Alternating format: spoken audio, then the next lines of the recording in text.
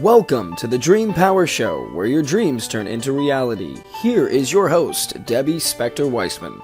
Welcome to the Dream Power Show. I'm your host, Debbie Spector-Weissman, the Dream Coach. We continue our journey into growth on this episode of the Dream Power Show with great insights and learnings from my four special guests. Author and coach Lisa Haisha shows us how to transform our imposters into superpowers. Psychic healer Vincent Genna gives us the keys to becoming unstoppable. Coach and podcaster Kevin Palmieri tells us ways we can all reach our next level.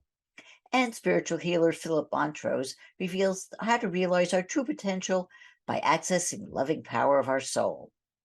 We've got a lot to cover here, so let's get started. When we were kids, we often played games around the idea of let's pretend. A lot of times this involved dress up, where we put on costumes or masks to act out being different characters. A lot of grown-ups do this too. There's been a big resurgence of adults dressing up at Halloween, doing cosplay, and even having costume parties at any time of the year. And why not? It's fun to put on a mask and pretend to be a witch, a queen, a superhero, a space alien, or whatever else your imagination wants. These kinds of masks are fun, and for the most part, harmless. But what we may not realize is that we are masks of a different kind, invisible masks that hide our true selves from both others and from ourselves. Wearing these masks impedes our personal growth. And the sad thing is that most of the time, we don't even realize we're doing it. So what can we do to identify these masks in order to align ourselves with our authentic souls? I've got someone here who I believe has an answer to that question. Lisa Haisha is a motivational speaker, coach, and author who has developed programs called Soul Blazing that helps identify our emotional weaknesses and uncover those traits that keep us stuck. And she's the author of the book Soul Blazing: Transform Your Imposters into Superpowers and Live a More Purposeful, Authentic Life. Welcome to the Dream Power Show, Lisa. Hi, so good to be here. Thank you. Oh, it is my pleasure. Lisa, you actually developed this program while you were in prison. So tell me about that. Not exactly. When I was getting my master's, it was a second year project to create your own type of therapy. And I called it the Bell Theory.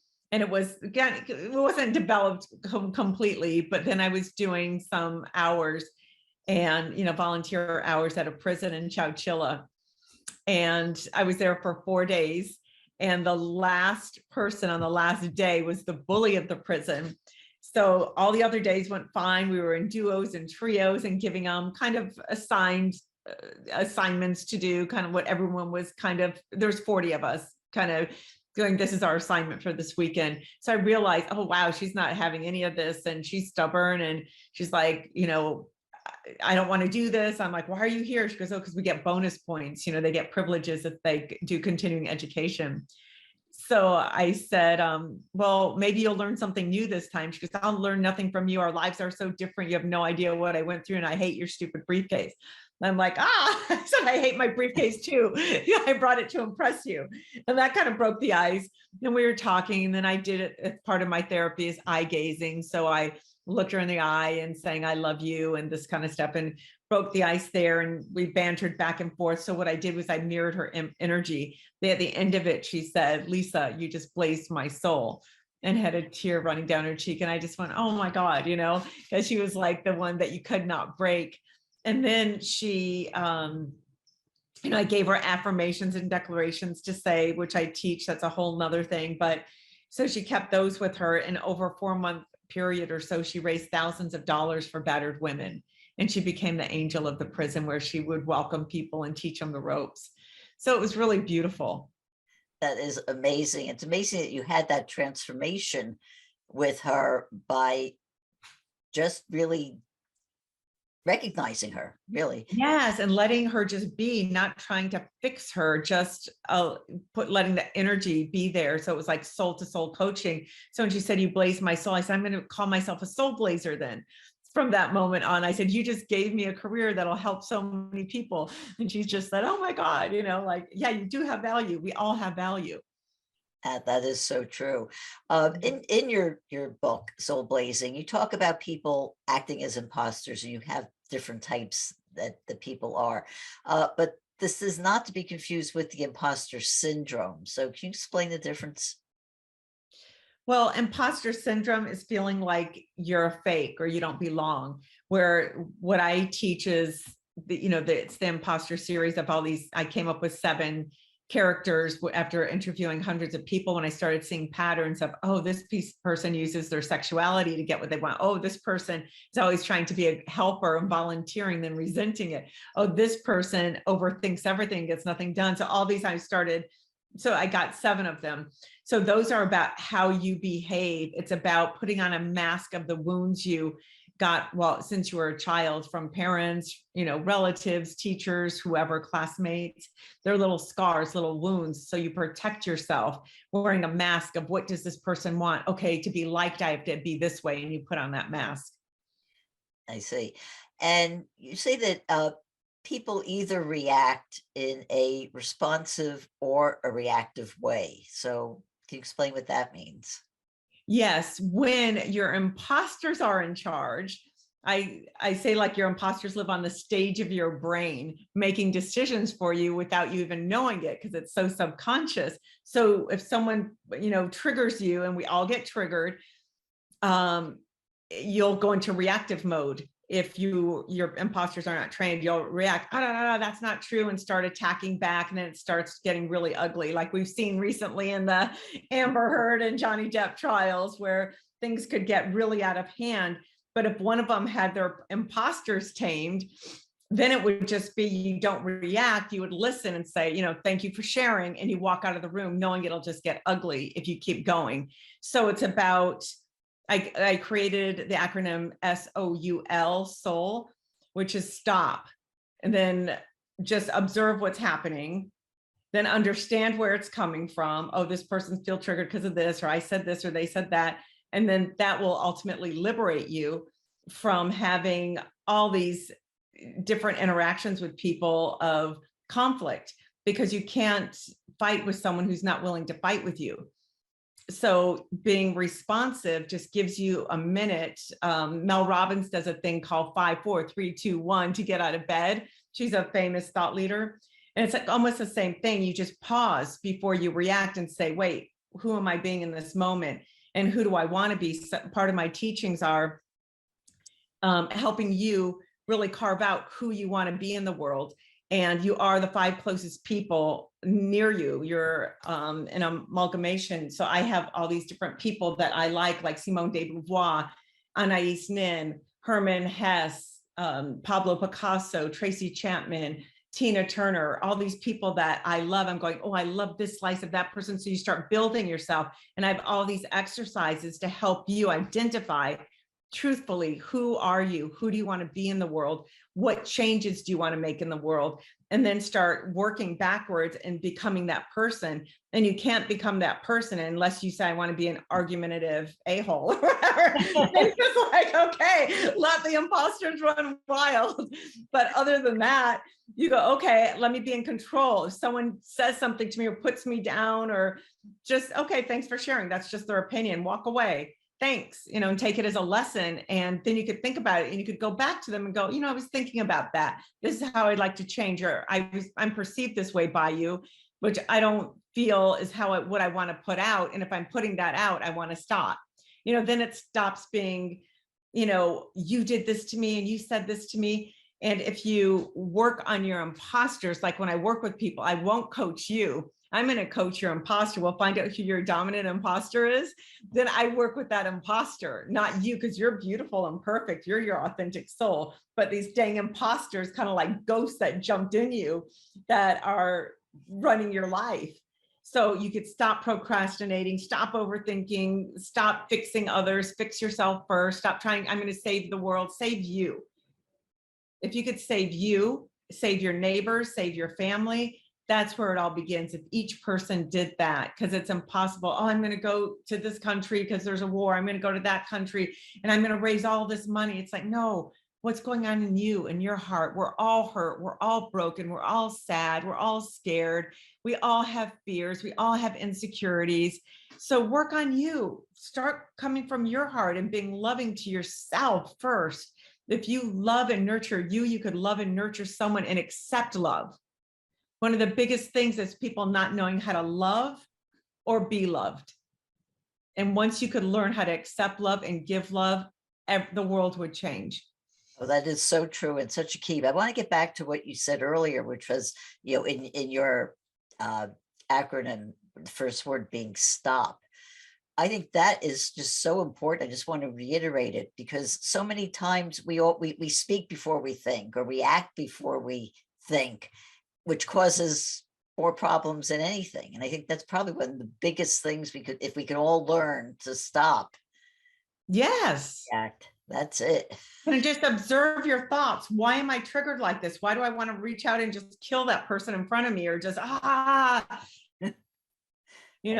I have so many clients, and so many of them are relationship oriented, of my boss or my colleague or my spouse or my kid. And it's like, oh, I did this and I feel so ashamed, or I just did that and maybe I shouldn't have overreacted. And it's like, God, that's how it came from. I'm like, there's got to be a quick little, acronym, something that they could get in that moment. Oh, soul, right, stop.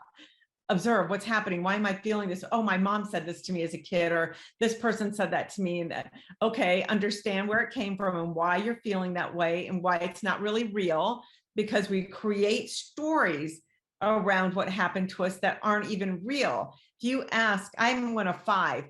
All 5 of us think our childhood was different. This is how I feel we were raised. I'm like, how is that possible? We all have different stories to share. We don't see the world as it is. We see the world as we are. So we project who we are onto the world and onto other people. So it's not real. Just take a chill pill and go, okay, breathe and respond. Yeah. Well, it's so true. I mean, we all react differently to everything, even to the same thing. We all react differently. I mean, I see it in dreams, where you can have a dream with one narrative. I can have a dream with the exact same narrative, and it'll mean 2 totally, completely different things based on our experiences. And that's how that is. I want to dive down a little bit deeper into some of these masks, or these imposters that we have. And number 1 in your book, and probably one that maybe more people deal with than any other, is the victim. So talk to me a little bit more about the victim, and why is this harmful to somebody? Being a victim? Being a victim, yes. Oh, first of all, you attract the narcissists of the world, especially going to prisons. It was interesting. Almost every female inmate said, I did it. I killed him, because they said I was a victim of abuse. And they said my mom was. So they're in a cycle of, you marry who you saw, you marry your dad.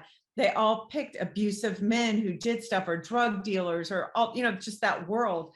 And she said, they came at me with a cigarette to burn me. Someone pulled a gun on me, and it was self-defense. It's one after another of how they defended themselves. So they're victims, and victims are usually loving and giving and nurturing at their best.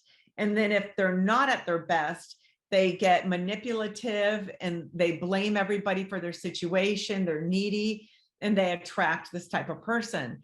So in order to fix that, you have to really, again, it goes back to just fixing you and loving you. You can't get love from someone else, but they feel weak. Most of them don't know how to make a living, or they can't get their act together. So they go for the egotist imposter that has their act together, but they're very domineering, very strong, very controlling at their worst. And their best is they're usually successful, could build companies and all that stuff. But they usually find the egotists at their worst, the ones that are at their worst, because they prey on a victim. So they have someone to control and manipulate. So it's not a good dominant imposter to have. But I do call it the mothership, because all of us have a little bit of the victim in us. How can people find out more about you, your book, and your work? Oh, they could go to soulblazing.com, and here's the book, soulblazing.com. They can buy the book on Amazon, and it is on Audible also for those who don't like to read. And I'm on Instagram, Facebook, TikTok, LinkedIn, Twitter. I'm everywhere. So not difficult to find me. YouTube, I do great YouTube videos, lots of knowledge. We've been speaking with author and speaker Lisa Haisha. We'll be right back with our next guest. One of the reasons I like to do this show is that I feel I always learn something new from the guests I interview. Well, now I get to learn something new about one of my guests as well. I've interviewed Vincent Genna several times before. As a world-renowned psychic medium and spiritual teacher, Vincent has told us so much about how to communicate with our departed loved ones and how to understand the superstitions we like to tell ourselves. But Vincent's real mission is as a healer, using his skills to uncover truths about his clients that up to then have been too painful for them to see for themselves, and then show them how to clear those blocks so that they can fulfill their purposes and live lives they love. Well, now Vincent put all of his insights and teachings into a new book called The Secret That's Holding You Back. And I can't wait to talk to him about it. So welcome back to the Dream Power Show, Vincent. Oh my gosh, Debbie, thank you for having me here. It's always wonderful. And you've got such an incredible rainbow over you. I can't tell if that's a screen or if that's coming from you. Oh, that's very flattering. It's what I call my dreamy background. So I love it. Yeah, so the people on the radio can't hear that, I can't see it, but it is a very pretty dreamy background. And yes, it is. And I love it. Anyway, Vincent, we all know you as a psychic medium, and you begin the book with the story of how you became aware of your psychic abilities. And it brought to mind this question I have was, can we all be psychics? Oh my gosh. Well, first of all, Debbie, we are, okay? But most people don't even know it. Another word for psychic, which is more acceptable, especially in the scientific world, is intuition. Intuition and psychic ability are exactly the same thing. We're connected to the same place. Carl Jung, who was Sigmund Freud's greatest student, said that we are connected to the collective unconscious mind, or the mind of God. That's where intuition lies. I say that you're connected to your soul's mind, which is within your psyche, and that's where your intuition is and your connection is. Now, the difference between me and other psychics and the mainstream public is I was presented with this knowledge that I was going to be the spiritual teacher and I was going to have the psychic ability. So I focused and honed in on that ability and did everything I can to develop it and improve it. So everybody has the capacity to be their own psychic, but it does take some work. It does take some honoring your inner voice, because that's where the intuition comes in. I just spoke with somebody today and they turned around and they said, oh, sometimes I listen to my voice and I make mistakes. And I'm like, you got two voices going on. You've got your human thinking voice that chatters away all day long, blah, blah, blah, blah, blah, blah, blah, blah, blah, blah, right? And then you've got your internal soul's mind intuitive voice.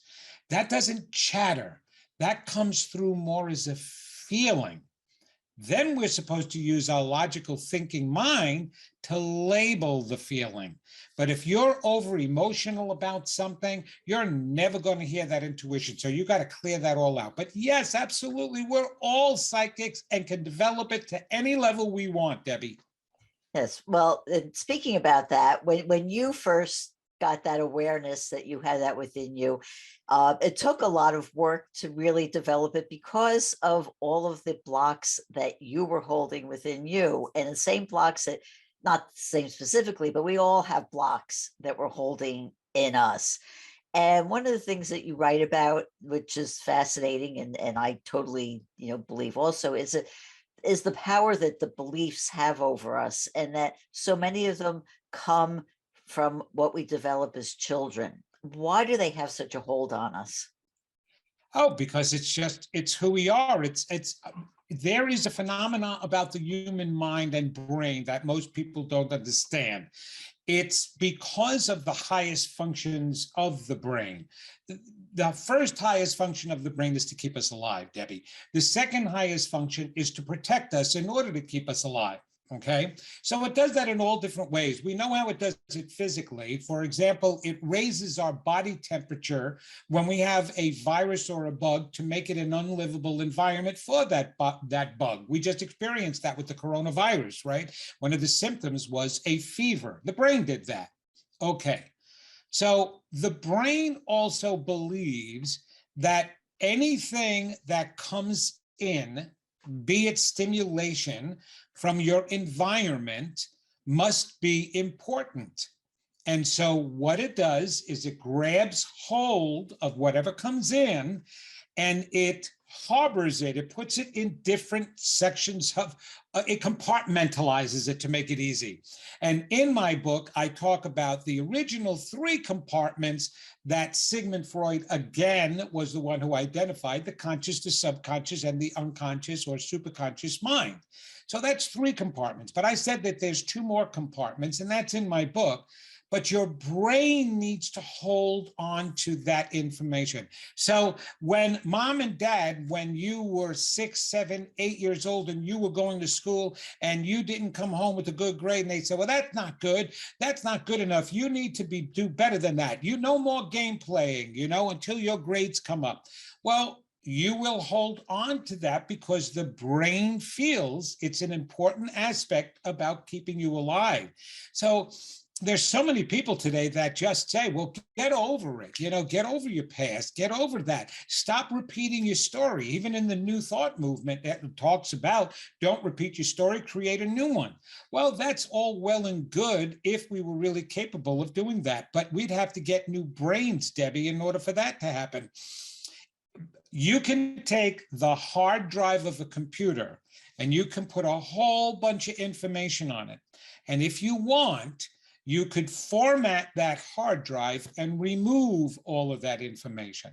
Well, where the brain is similar is you can put a whole bunch of information in that brain. Where it is dissimilar, you cannot ever format your brain. As a matter of fact, because of all of those beliefs that get harbored in and held on to, think about this for a moment. Alzheimer's and dementia, they're said to be diseases. In my research and studies, when I was becoming a psychotherapist, I discovered more that Alzheimer's is a defense mechanism. It's the brain's way of protecting you from emotional pains, especially when you're older. What do we do when we're older? We ruminate. We think about our past. We assess our past, right? The memories.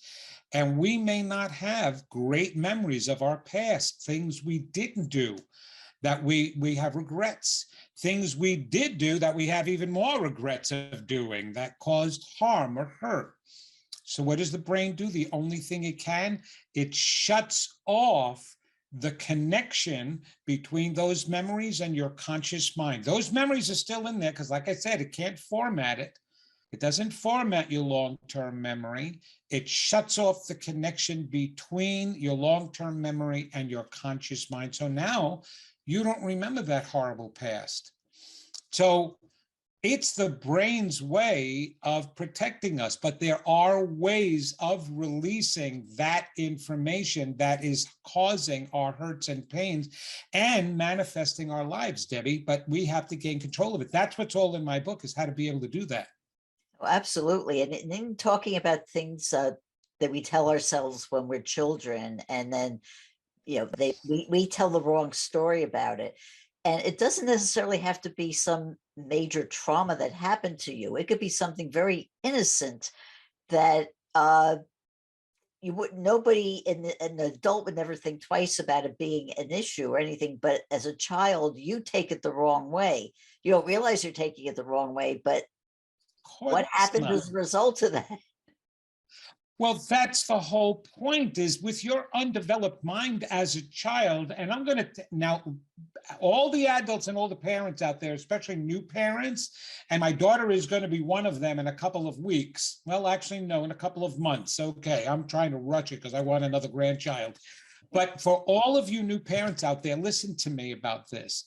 You give your children way too much credit for understanding. There's one aspect that we don't give them enough credit for: intelligence. Don't go overboard with what their abilities are.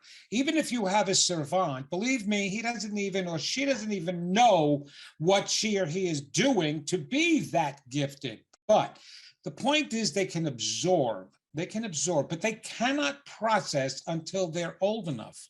And children only can understand the term love, which is so ambiguous, even for adults, by the attention they receive, positive or negative. So you have wonderful cookies and snacks and cakes and candies in your pantry. And at times you give some to your children because you want them to enjoy some of the sweets in life. And now the child wants another cookie or another piece of candy.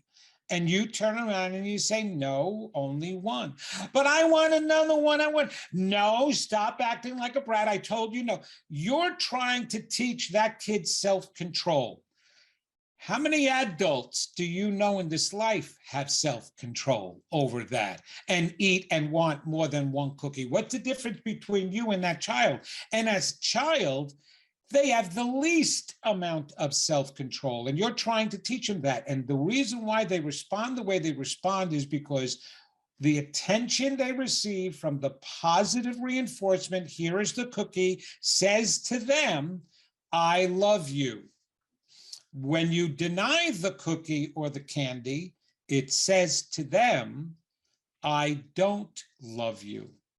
That's all they know.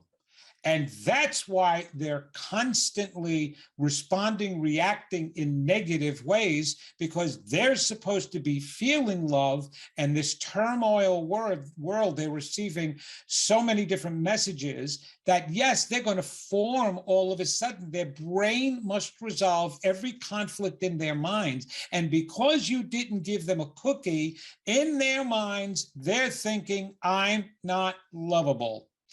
You, mommy and daddy, don't care about me. And if you don't believe me, see what's happened to some of the adults, and a lot of the adults in the world today, the way they're acting like children having temper tantrums because their inner child is feeling, mommy and daddy don't love me, I'm not lovable. And you'll even hear some of them turn around and say, well, I got to do this for myself because I don't care about you. You don't care about me. I don't care about you. And the only thing that these adults aren't doing is going, but it's their inner child that's responding that way because of the lack of attention or the negative attention they received when they were younger, no matter what it was, even from not getting a cookie again.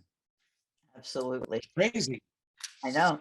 But you say that, though, that as adults, we create other beliefs that are sort of supposed to compensate for all of that, but that just even creates even more problems. It is. It's exactly what's in my book. I call it the adult-made mind forms once your brain starts to develop more, right? And it recognizes you're walking around with these feelings. I'm not good enough. I'm not deserving. I'm not lovable. Nobody likes me. Oh, that's painful. The protective mechanism kicks in and it starts creating a whole new set of beliefs to shield and block you from those maladaptive, painful ones. So instead of now believing I'm not lovable, I'm not good enough, no, that switches all of a sudden. Wait a minute. That person's a dope. Oh, my boss is a jerk. That's the reason why I didn't get a promotion. Oh, my partner, oh, so selfish, thoughtless, and abusive. And they'll go on with the defense mechanisms that they create now to blame, to project, to deny, all of those, to repress, to suppress, but it's doing that to allow you to keep functioning. When I was a psychotherapist, Debbie, we learned cognitive behavioral therapy skills, right? Most important is get people functioning productively in society in their life. So they come in with anxiety or depression or whatever the mental pathology is. We help to give them coping skills just to get through the day until the next circumstance that happens to come up that may be negative. And then we give them more or other skills or other tools that we use, right? There's so many tools out there that we use. But so much of that is wonderful as it is, it's also Band-Aids, because coping isn't about thriving. There is a way to deal with them. Well, Vincent, how can people find out more about you and about the book? Well, all you have to do is go to my website at vincentgenna.com. Of course, I have a link on the front page for my book, but better yet, come to and join my group. Get the book.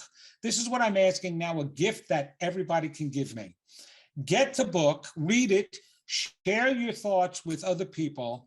Go write a review about the book, a 5-star review at Amazon. Of course, you can get it at amazon.com.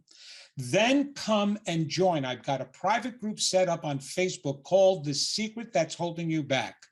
Come there, share your successes in doing the work and even some of the stumbling blocks. That's what everybody is doing. And when people get together and they start sharing their experiences and realize that I'm not the only one going through this, I'll be there and you'll be there for each other, but we will help you and I will help you get to where you want to be.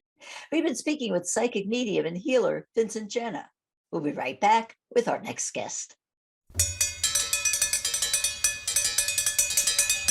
Let's take a moment and get honest with each other. I want you to think about this quote I'm going to read you and ask yourself, have you ever in your life felt like this? Okay, here's the quote. Some people find rock bottom. I found out that rock bottom has a basement. Well, I got to tell you, there was a time when that described me to a T. Those moments when all I could see around me was emptiness. I even remember I got to a point when day after day, I could cite a real instance when something bad happened to me. And I saw that as proof that the world was out to get me and keep me small and invisible. I felt like a victim. It wasn't until I was able to open my eyes and see the love that surrounded me, and that was always there, that I was able to begin to rise up from those awful, depressing feelings of despair and start on the road to self-love and self-awareness. Well, my guest, Kevin Palmieri, also knows how it feels to hit rock bottom. In fact, he's the one who wrote that quote. But he also found a way to overcome the depression that threatened to upend his life. Kevin took it upon himself to heal and made it his mission to spread what he learned to others. He's now coached hundreds of people and is the host of the popular Next Level University podcast. And he's here to share his wisdom with us. Welcome to the Dream Power Show, Kevin. Debbie, thank you for the wonderful intro. That was beautifully said. And yes, our stories are much closer than I think I originally thought. So thank you for sharing yours as well. Well, I think it's important to share our stories because I think when we hear other people's stories, we learn, we might see at least a little part of ourselves in them and see that, if other people can do it, well, then maybe I can too. Yeah. Well, Kevin, at the time that you felt your worst, you were someone, like I said, who looked like me, like everything was going your way, only to prove that looks are deceiving. So tell me, what wasn't working for you at the time? Yeah. So just for context, I was 25 years old, and by all outside standards, I was living the dream. My job paid me anywhere from $60 to $120 an hour. That's awesome. I had a sports car. My girlfriend was a model. I had a new apartment. I just had done a bodybuilding show, so I was in the best shape of my life. Quite literally, I had everything you could ever want, but I was super insecure. I was super uncertain of my future. My self-esteem was low. My self-worth was low. My confidence was low. And I think the reason is I never dealt with any of the stuff that I had experienced when I was younger. I grew up without a father, and we didn't grow up with a lot of money. And I think that scarcity, that uncertainty, that became part of me, and that became part of my identity. And I never unconditioned that. I never unlearned that. One day, Debbie, my girlfriend, came to me and she said, Kev, I want to move across the country. I want to live in California. I want to chase my dreams. I've always wanted to live there. And I said, I don't think so. Here's a list of reasons why we shouldn't do this and why we'll fail if we do. And my girlfriend ended up leaving me. And best thing she ever could have done. I'm very proud of her for doing that. But when she left me, I had to look in that mirror, Debbie, for the first time to raise my self-awareness and realize you are not the person that everybody, including yourself, thinks you are. And that was my initial rock bottom. When she left, I was living in this place by myself on my own version, on my own journey of self-improvement now. But I remember when she left, that was my initial rock bottom. And it was a challenging time in my life for sure. But I learned a lot about myself. And I think self-awareness is such an important thing. So you think, though, in retrospect, that was like the gift that she gave you? I do. We actually talked afterwards. We were friendly after. There was never any hard feelings. It was just very much, hey, my journey has taken me this way. This is where you were in, that point in your life, in your journey.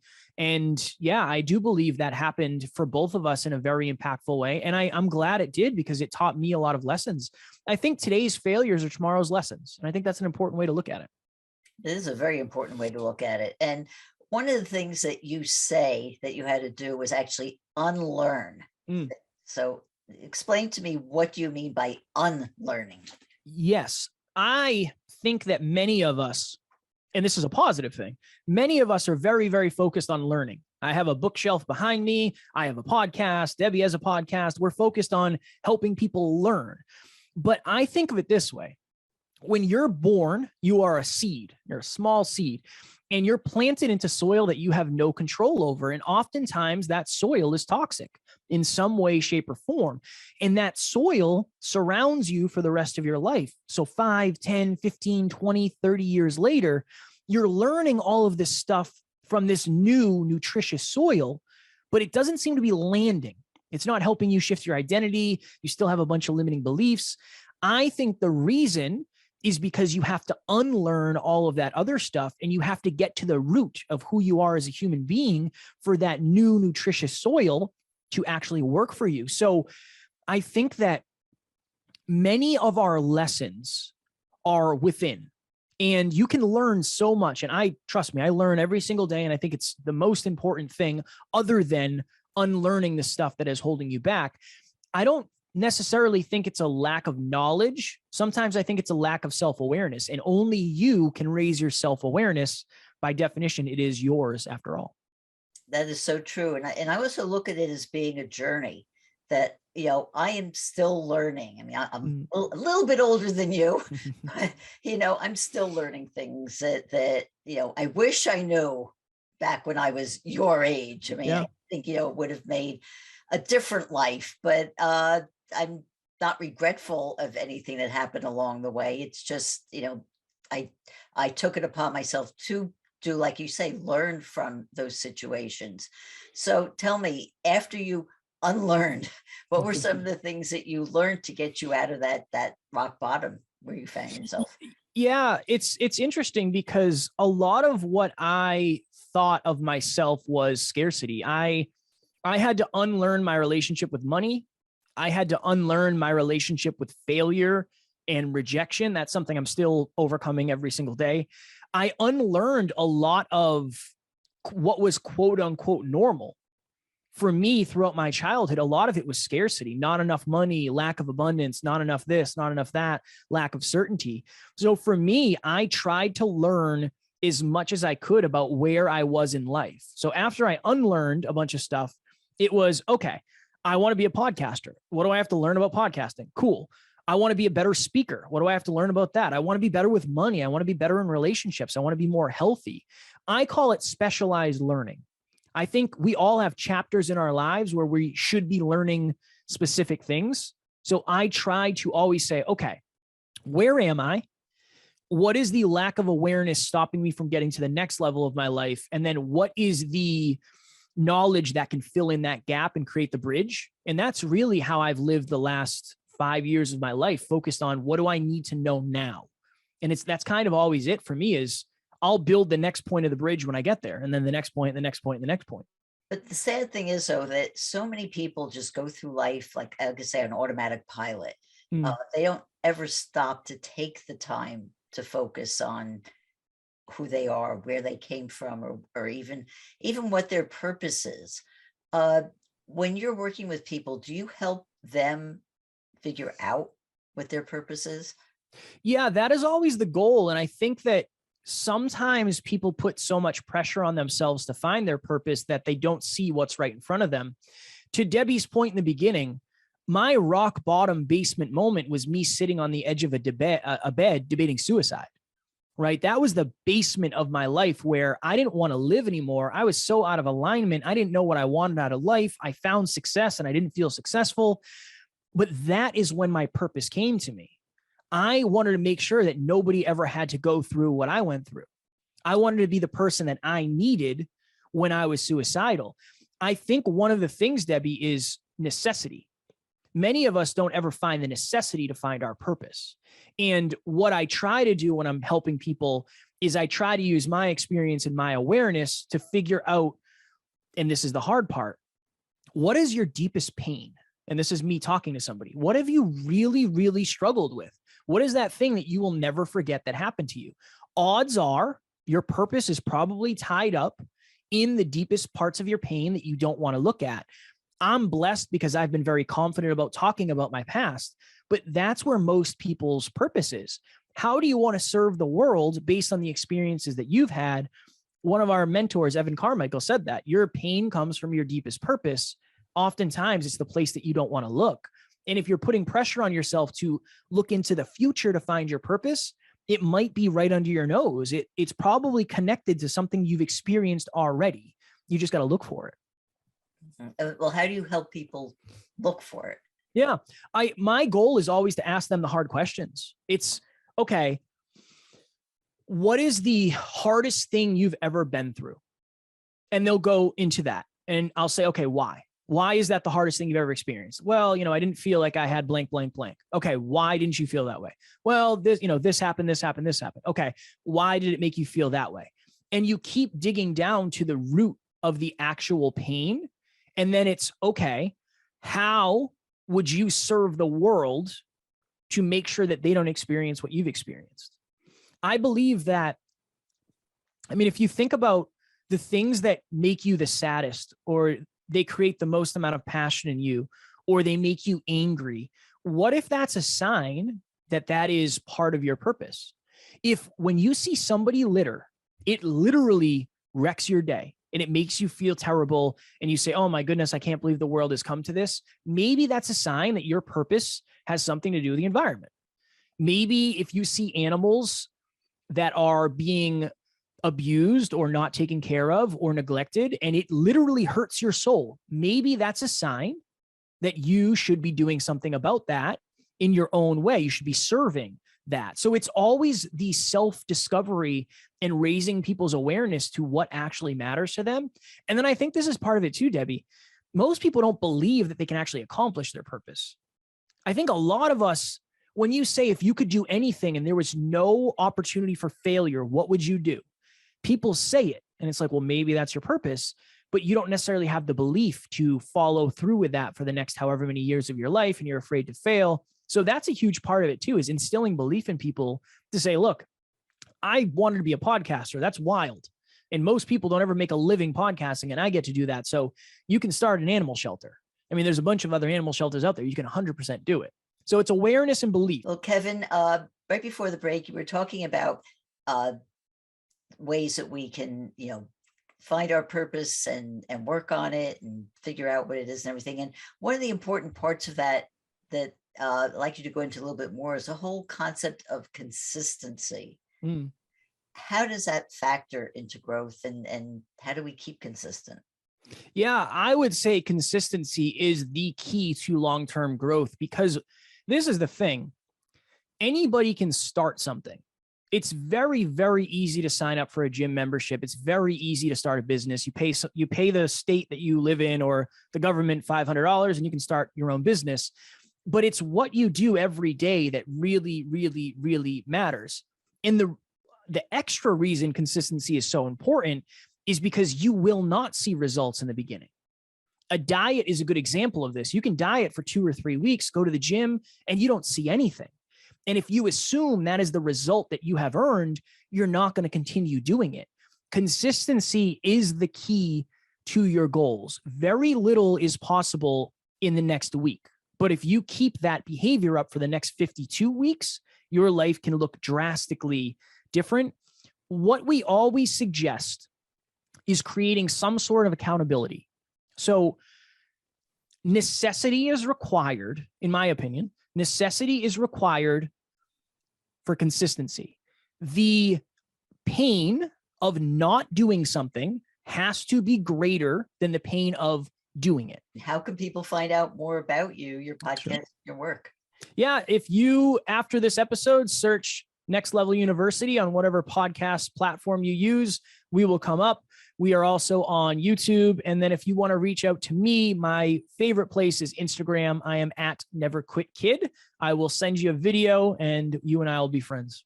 We've been speaking about how you can reach your next level with Kevin Palmieri. We'll be right back with our next guest. Here's a word to be bandying about a lot: soul. The word has different meanings to different people. Some see it as spirit. Some see it as a hidden part of ourselves. Some believe it's eternal. Some believe it dies when we die. And some aren't even sure it exists at all. But one person who does, and who believes that accessing it is key to our growth and self-actualization, is here with me today. Phillip Mountrose is a pioneer and innovator in spiritual growth and healing. Along with his wife, Jane, Phillip has spent the past 3 decades helping people live purposeful and fulfilling lives. And they're the author of a number of books, including The Ultimate Paradigm Shift and their latest one, The Loving Power of Your Soul, a guidebook for realizing your true potential. Welcome to the Dream Power Show, Phillip. Great to be with you, Debbie. Oh, well, thank you. Well, Phillip, before you and Jane became healers, you both experienced burnout in different careers. Mm-hmm. What was it that made you realize that there was a way out and that there was a more Fortunately, there was a way. Yeah, what starts off as maybe an interesting occupation or way to make a living, to try things out. In my case, became a teacher, educator. Jane, my wife, partner, Jane Mountrose, an architect. It was satisfying for a certain amount of time. And I think a lot of people will relate to this, but at a certain point, it really isn't what you're here to do. It just feels like you're almost going through the motions.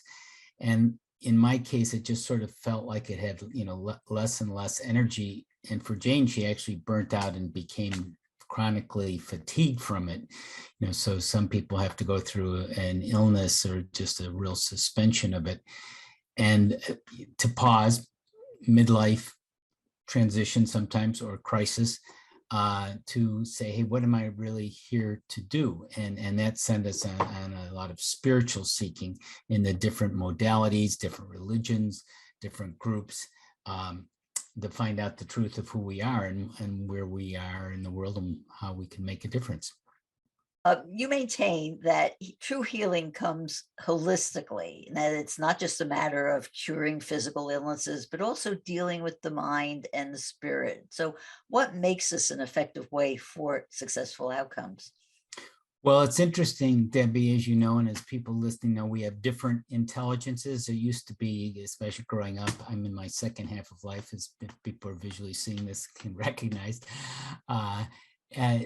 We used to think it was just sort of an IQ mental intelligence, way back when. We now know there may be a dozen intelligences, and most primarily physical intelligence, how you use your body, your emotional intelligence, how you recognize your feelings and relate to other people, and of course your mental intelligence, your ideas, your learning, your thinking. and your spiritual intelligence, how you relate to the world at large, sort of the bigger picture. That's sort of an intelligence in itself. So these four intelligences are actually used by the soul as raw materials. In a Gurdjieff Ouspensky group, one of the spiritual group where I met my wife, Jane Mountrose, years ago, they said something rather profound. I didn't really know what it meant, but I knew it was profound. Have you ever heard something you go, wow, that's awesome. I'm not sure what it means, but you're kind of goosebumps feeling. So it was this sentence, functions are not consciousness. And that sounds rather obscure. Functions are not consciousness. So our functions are those intelligences: physical, emotional, mental, spiritual. Those are things, how we function. And our consciousness is what is kind of watching that, what we came here for, our soul's plan that can translate into a purpose. If you decide to go that far, you have free will whether you want to do your purpose or not. So the functions, you function hopefully more intentionally, more soulfully, more creatively, more lovingly. How do you define the soul, and how do we access it? Yes, well, the soul is that eternal spark of God, that piece of God. I recognize that, as many people do. As you said, there's different ways people view this, and since it's not a more material, physical, scientifically measurable, directly item, scientific quantity, there's a lot of unknowns, a lot of possibilities and questions. But it really is about opening your heart, which is a gateway to the soul, and a lot of this has been found in traditional religions, as we know. And when you do that experientially, even now, and you can do it at any time, you don't have to wait till a beautiful incident to open your soul, to a sunrise or sunset or the birth of a child or something, or a tragedy, a crisis where you have to be ultra present. You can do it at any moment, like right now, and you just feel yourself being here, living your life, which is, it seems odd that you have to make an effort, intention, awaken. Where do you awaken from? From kind of a sleep or slumber to being present, to living your life. Yeah, and one of the aspects of accessing your soul is love. So Yes. how does love work into all of this? Love is that way of being, that opening your heart to your dreams and connecting with everyone and everything, and feeling that we're all sort of on this journey together, although we're individualized and we're all unique. And we recognize and honor that, as well as honoring that we're all together and part of things. It's interesting, I was hearing about a study that when people are kind, they become happier. It's sort of built into us. In your new book, you talk about a very interesting way of realizing this, which is the pointing finger test. Why don't you tell us a little bit about that? The loving power of your soul. Yes. Generally, Debbie, and as people know, if you say, point to yourself, most people point to their heart. They don't point to their head. And that's sort of a sense like, I felt it in my heart of heart. There are many phrases like that. I didn't have the heart for it, or my heart was in it. We're sort of telling ourselves, often rather unconsciously, it's just sort of embedded in the language of who we are at a deeper level. We are heart-centered beings, and that's the spiritual being having the human experience, and the heart knows that. Yeah, I mean, I thought that was really interesting. I did, and of course, I go to my heart. It makes sense. Of course you do. Yes. But, it's very interesting to have those kinds of tools to make you realize things that you kind of know, but you don't know. Right. It's sort of right beneath the surface, sort of subconsciously, and somewhat hidden in plain view as well. Mm-hmm. I want to talk a bit more now about the different modalities that you use in your practice with your wife. And one of them is visualization. How does that help your clients when you're treating them? Right. Well, let me give you kind of a two for one here that will kind of, I've realized that sometimes if you think things through, you can keep adding things into communications to make them richer. and more interesting, which I'm about to do. What is he talking about? Phillip Mountrose. And so in The Loving Power of Your Soul, our new book, we have 6 ways of connecting with the soul. And one is a visualization, very simple one, of going to a mountaintop or going to a perch, or you can even say the top of the world, whatever that is for you. And that could be a visual or a knowing or a sensing of it. And from there, things change. So at the bottom of the mountain, we call that sort of being in the mud, being stuck. So when you're irritated or frustrated, you feel like you're kind of stuck in the mud, right? Right. Can you remember, just being frustrated about something? Absolutely. Yes. Can you sense it sort of being like in the mud? Absolutely. Yes. What's that like for you, that kind of muddy frustration? It's stuck. It's that feeling of being stuck. Right. Not being able to move, and also not even know where to move or how to move. Right. So the answer is the visual, and imagery is very powerful. The language of the soul understands visually very quickly. A picture is worth 1,000 words, right? You imagine now, and maybe the listener or watcher can do this if they're in a place to do it safely, going to atop a mountain, a wonderful perch, just you're light, you're floating, you're in this wonderful 360-degree view. Air is perfect, temperature is just right, view is magnificent. You have that panoramic vision and knowingness connected with everything and everyone. What's that like for you, Debbie? It's being able to see a different perspective, and a perspective that could be limitless, but it's vast and it shows a lot of possibilities. Right. So from that view, if you kind of sense back to the frustrated, muddy, stuck you, what's it like now from, kind of seeing it from the high perspective, the big picture? It's the realization that there is a solution out there. It doesn't necessarily give me the solution, but it gives me the possibility that it's there. And knowing that there is a possibility is a lot more enlightening than feeling that there's no way out. Yes, possibility thinking, we sometimes call it. So remember I said we're going to add on, we're layering things. We just layered a visualization, a connecting with the soul, which is atop the mountain, a healing. I'm going to do kind of another added element here because it just sort of fits in naturally, I feel.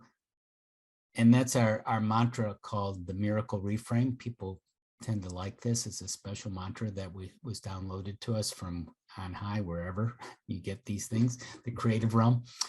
And it goes like this: anything is possible and miracles are happening now. If you say that, Debbie, what's that like for you? Anything is possible and miracles are happening now. Again, I bring myself back to that area of possibilities and that solutions. I know that there is a solution to whatever it is that is frustrating me or keeping me stuck, keeping me in that mud. That I don't have to feel like I have to be in that low place. It's very uplifting, hopeful, inspirational, it sounds like. And that's the kind of things that we experience and people experience. We call that the Miracle Reframe. And Phillip, how can people find out more about you and your work? I want to offer a free gift to your audience, Debbie. It's a spiritual healing kit, and it has an excerpt of our new book, The Loving Power of Your Soul, and a holistic EFT tapping video and some resources. It's a nice little free download and a shortened URL, an easy to remember URL to find the spiritual healing kit is tinyurl.com/spiritual-kit, tinyurl.com/spiritual-kit. And our website, which is very extensive for free downloads and videos and articles and many trainings, is gettingthrough.org, gettingthrough.org. We've been speaking with holistic spiritual healer and author Phillip Mountrose. I hope you've enjoyed today's program. If so, please hit that subscribe button so you don't miss out on any future episodes. Until next time, this is Debbie Spector Weissman saying, sweet dreams, everybody.